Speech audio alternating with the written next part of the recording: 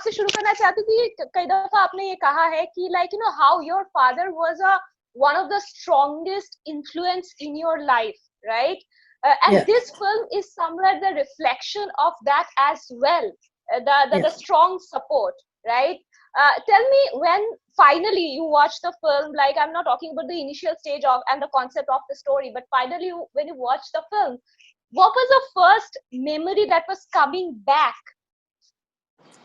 The first thing I felt was I started crying and felt that this would have made my father so happy. That was the first thing that came to my mind. And then a film ran in my head of all the times that my father supported me. I'll tell you an incident when I was I was a bit hesitant, and I told him finally that Abba, मैं acting करना चाहती हूँ, तो आप मुझे support करेंगे? तो he said, बेटे, I'll support you in whatever you do. अगर कल को आप मोची बनना चाहेंगे, मैं उसको भी support करूँगा, provided you tell yourself कि तुम दुनिया की सबसे बेहतरीन मोची बनोगी, क्योंकि काम अपने आप में छोटा या बड़ा नहीं होता, आप कितनी लगन और कितनी सच्चाई से उसे करते हैं, ये जरूरी बात है. So for me, there was a parallel between the kind of support that he gave and the kind of support that Salim continues to give his daughter. That, you talked about, Arundhati, you talked about 2 or 3 very beautiful dialogue, but one of them that touches me deeply is the challenge for Salim, really, is because his wife dies so early in the film, is to become both father and mother. It's not easy to become father and mother to a 15-year-old child. There are different stages of her feminism that he has to deal with, her femininity. Yeah? And then just before her performance, she's getting ready and he starts putting alta on her feet. And she says, no, don't do it. And he says so simply, कि अगर माँ होती तो तुम रोकती.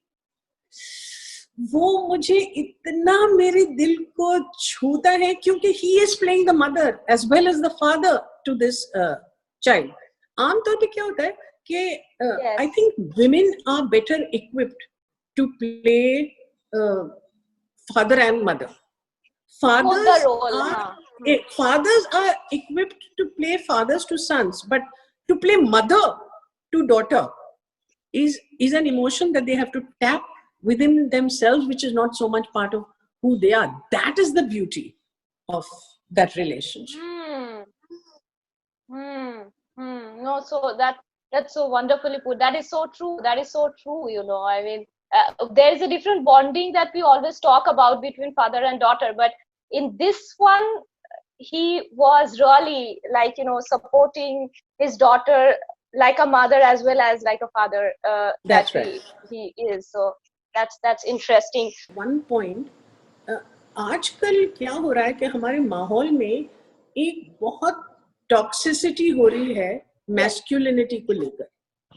Masculine means toxic. It means flexing your muscles. It means about wielding power on the powerless. It's a toxic masculinity that we are seeing in society. What we really need is for men.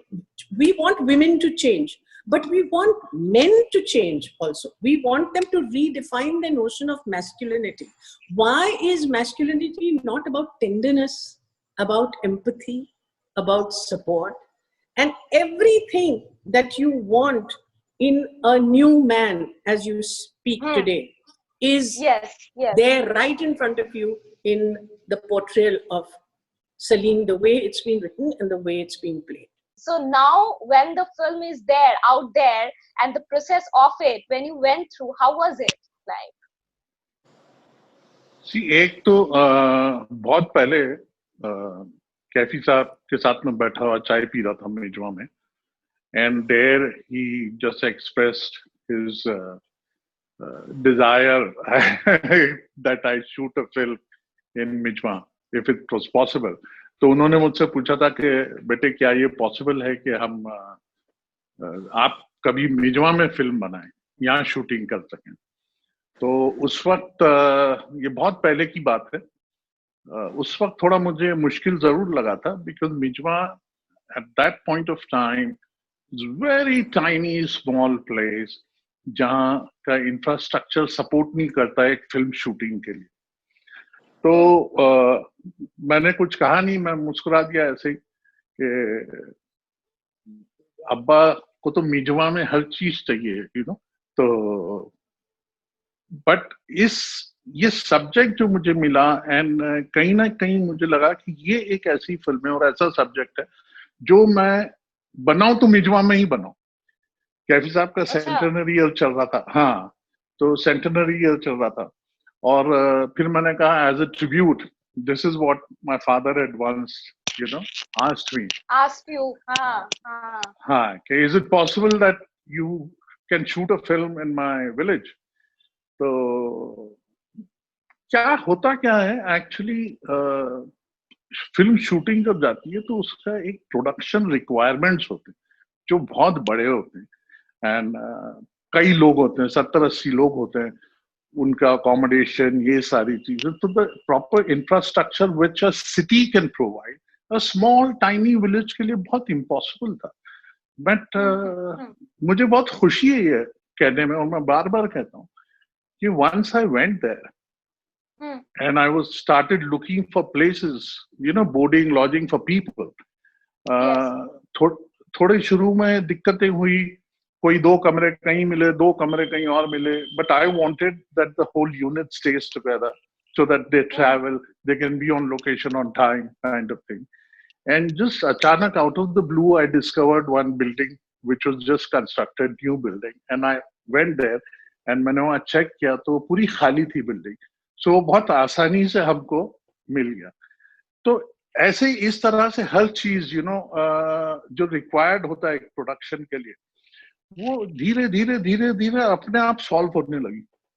तो मुझे ऐसा लगता है कि it was my father's blessing, he was there with me and he was seeing that हर चीज मिल जाए बाबा को, जो उसके लिए रिक्वायर्ड है फिल्म के लिए।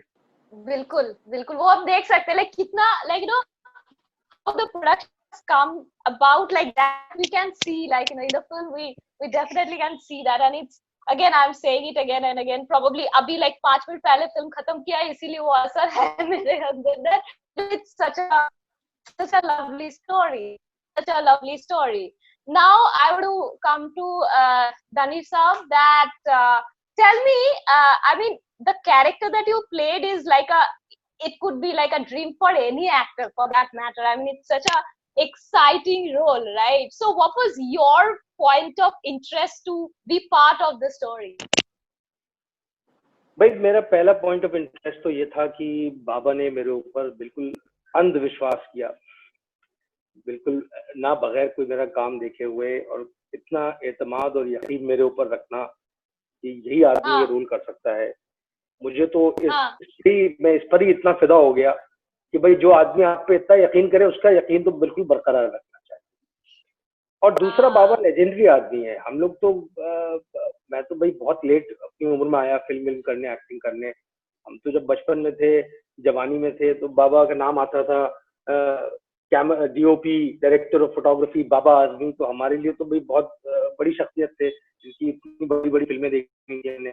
तो ये बहुत राज था हमारे लिए कि बाबा के साथ काम करने को मिलेगा। और दूसरा, जब बाबा ने मुझे स्क्रिप्ट दी और जब मैंने स्क्रिप्ट पढ़ी, और आपका ये कहना बिल्कुल सही है कि ये बिल्कुल ड्रीम रोल है एक एक्टर के लिए। हर एक्टर चाहता है कि भाई उसको कोई एक ऐसा किरदार मिले जो एक इम्पैक्ट छोड़े ऑडियंसेस के ऊपर, जो लोग देर तक याद रखें, उसकी अदाकारी भी और उस किरदार को भी। और वो दोनों चीजें इस किरदार में थी कि जिस तरह का वो कैरेक्टर था, और जैसे कि अभी शबाना जी ने कहा कि the masculine toxicity is increasing so much. This was such an antidote to that, ये कैरेक्टर सलीम का, कि वो जो आज के जमाने में जो टॉक्सिसिटी फैल रही है, उसका बिल्कुल तोड़ जिसे कहते हैं, वो सलीम का कैरेक्टर था। तो इस तरह का कैरेक्टर मिलना अपने आप में किसी एक्टर के लिए, इसे कहते हैं, it's great Fortune for that actor. So there was no way I was going to let go of this role when Baba offered me. This opportunity. जब स्क्रिप्ट पढ़ना शुरू किया, और फिर जब बाबा के साथ डिस्कशंस हुए और काफी हद तक बाबा और मैं इत्तेफाक रखते थे कि उस कैरेक्टर को कैसे प्ले आउट किया जाए, और हम दोनों ने एक दिन बरजस्ता एक कॉन्वर्सेशन में बोला कि काफी इसमें बलराज साहनी की गर्म हवा में जो झलक है वो आती है। तो हमने जो है वो उसके ऊपर काम करना शुरू किया, और ये बाबा का पेशेंस है कि उनको बहुत ही गैर माकूल लोगों के साथ डील करना पड़ा सेट के ऊपर, और बड़े धैर्य के साथ उन्होंने किया। अभी मैं the main conflict, right, like the first thing that the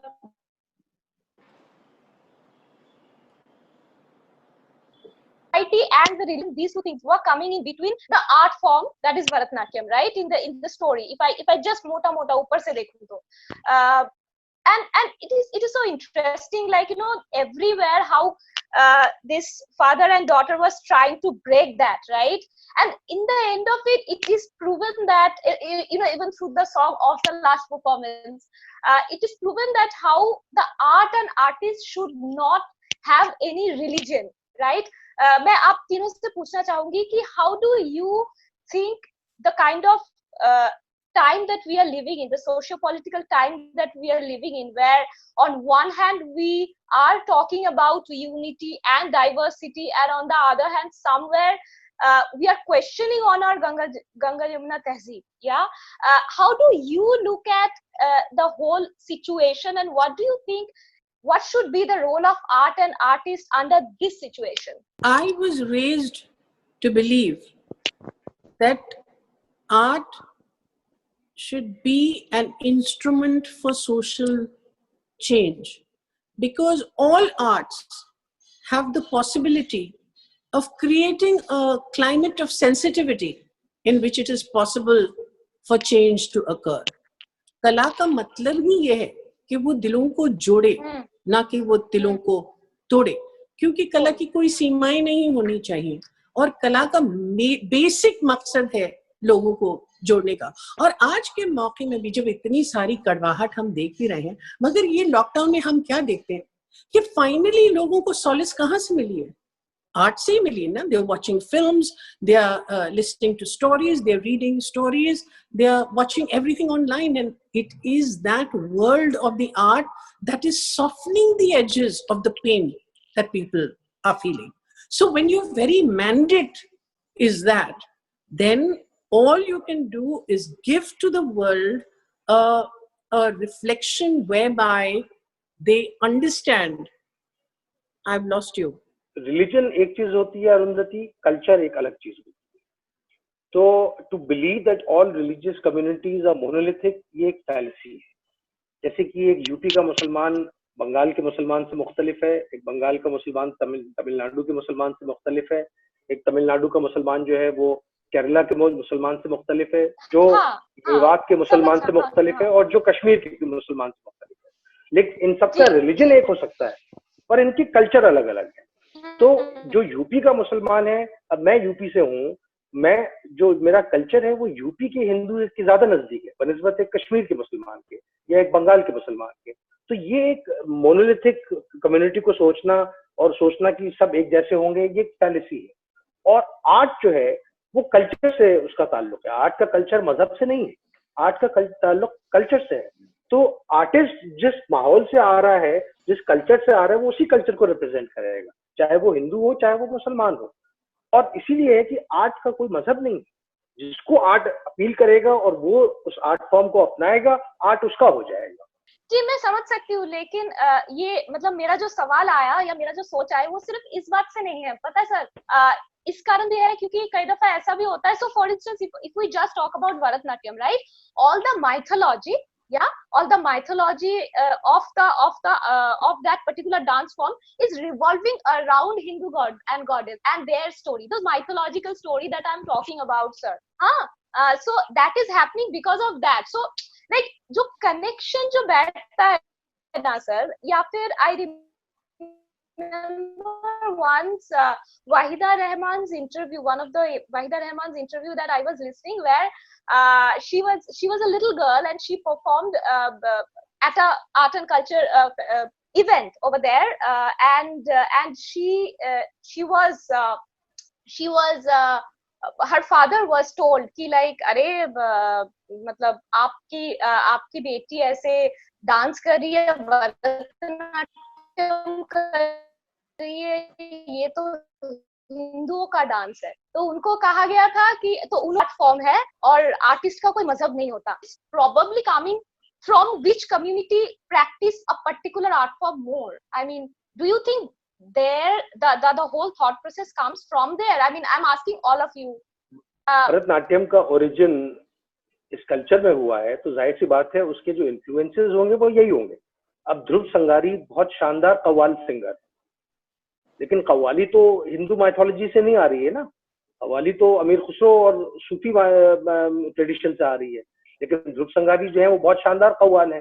तो अब ये कहना कि ये तो इसमें तो सब इस्लामिक इन्फ्लुएंसेस हैं, ध्रुव संगारी कैसे अच्छा गा सकते हैं कव्वाली, उसका कोई लॉजिक नहीं है ना। ध्रुव संगारी को कव्वाली अच्छी लगी, उन्होंने जाके रियाज किया, सीखा, उस्ताद के पास गए, आज वो एक शानदार कव्वाल है हिंदुस्तान के।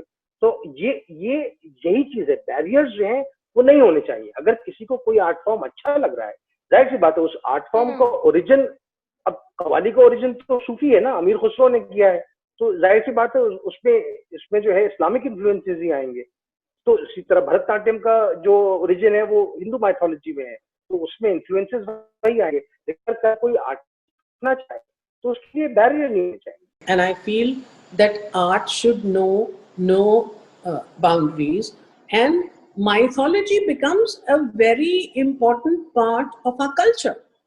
In the Western societies today, even Greek mythology shapes the ideas of heroes and heroines. In our own culture, our ideas of hero and heroines come from our basic mythologies. So, उसको आप अपनी अगर mythology को accept करते हैं या उसका एक हिस्सा करते हैं, जरूरी नहीं है, क्योंकि उसके इतने सारे इंटरप्रिटेशंस होते हैं, We are trying to build a construct that there is only one interpretation of our mythology, which is not true. And for me, again and again, I will emphasize that to me, Indianness is basically inclusiveness, and that inclusiveness makes us celebrate all our diversities. And again, I'll say that we are like a bouquet of flowers in which there are different colors and different fragrances, but when they come together, then they contribute to this beautiful fragrance. मुझे art को किसी भी मजहब से जोड़ने के हक में मैं नहीं हूँ। आर्ट एक अपने आप में एक अलग मजहब है, एक अपने कल्चर का हिस्सा है, और मजहब आपका पर्सनल है। आप एक मजहब में पैदा हुए हो, चाहे आप मुस्लिम हो, चाहे हिंदू हो, क्रिश्चियन हो, जो भी हो, और उसमें ये चीजें ना जोड़े तो ज्यादा मुझे, मतलब मेरी थिंकिंग वो है। आज अगर आप जाकिर हुसैन को देखें या कोई भी म्यूजिशियन को देखें, जब वो स्टेज पे जाते हैं तो स्टेज को छूते हैं। ये अपना जब तबला लेके वो बैठते हैं जाकिर हुसैन, तो वो टच करते हैं, अपने सलाम करते हैं उसको। ये कोई भी मजहब का ताल्लुक नहीं है, ये एक ट्रेडिशन चला आ रहा है इसमें। So I like these things, you know, कि जहां कोई भी आर्ट फॉर्म को आप ले लो, उसमें रिलीजन को मत जोड़ो। ये बस मेरा कहना ये है। और एक 10 साल की बच्ची अगर भरतनाट्यम कर रही है और वो एक मुस्लिम घर में पैदा हुई, तो मतलब उसने देखा होगा, टीवी पे देखा होगा कुछ, उसको शायद वो जो कपड़े पहनते हैं भरतनाट्यम के, वो कलरफुल चीजें अट्रैक्ट की होंगी। मजहब का कोई लेना देना नहीं है। And that's how you just kind of get into that, you know, as a child. आप 10-12 साल के आपको कोई एक्सपोजर मिला, तो इट्स वेरी नेचुरल दैट आपको अगर उसका शौक हुआ तो सीख लो।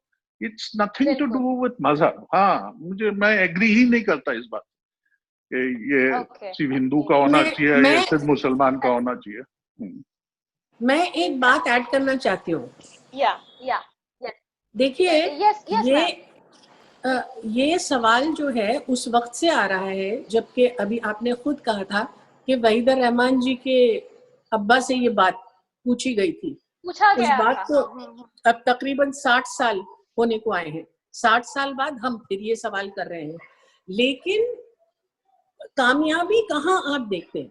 देखिए, एक एक सोच है कि मौसीकी जो है ममनून है इस्लाम में, अगर ऐसा ही होता, वो इंटरप्रिटेशन क्या है? तो आप मुझे बताइए कि बिस्मिल्लाह खान जिस तरह की शहनाई बजा देते, या अली अकबर खान, या अल्लाह रखा जी, या कितने ही लोगों का आप नाम ले लीजिए, उनको कितनी कामयाबी मिली है।